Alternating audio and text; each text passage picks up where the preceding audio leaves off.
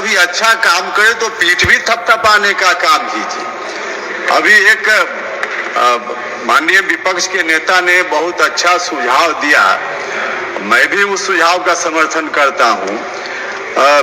बोध गया टेम्पल जो एक्ट है, उस एक्ट के तहत जो व्यवस्था है, उस व्यवस्था में बदलाव करने की उन्होंने बात कही।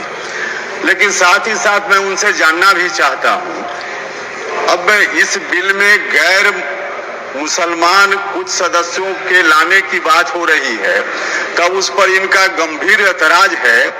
और जो गया बोध गया टेम्पल एक्ट है, वह टेम्पल एक्ट कब आया था? 1953 में। आजादी के बाद 1953 से वह एक्ट प्रभावी है। उस वक्त जो एक्ट आया, किसने बनाया था? किसने बनाया? तो उस एक्ट में प्रोविजन है कि चेयरमैन को छोड़कर 8 सदस्य होंगे, उसमें 4 सदस्य हिंदू होंगे और 4 सदस्य बुद्धिस्ट होंगे। और जो चेयरमैन भी होंगे, कलेक्टर वहां के डीएम उसके चेयरमैन होंगे, वह भी तब जब कलेक्टर साहब खुद हिंदू होंगे तब उसके चेयरमैन होंगे। उस वक्त आपको नहीं लगा था, उस वक्त नहीं लगा था कि बौद्धिस्टों का यह मंदिर है तो उसमें बौद्धिस्ट लोग ही होने चाहिए, या तब आपको नहीं लगा था।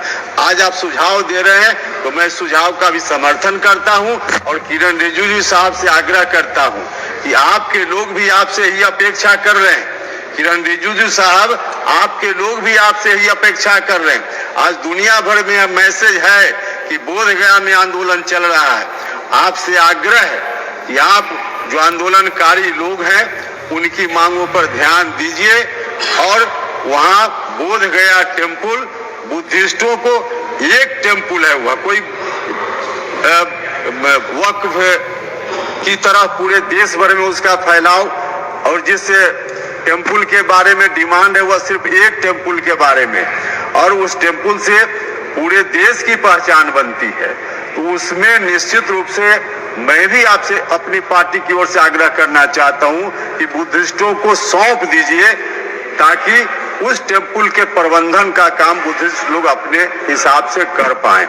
महोदय,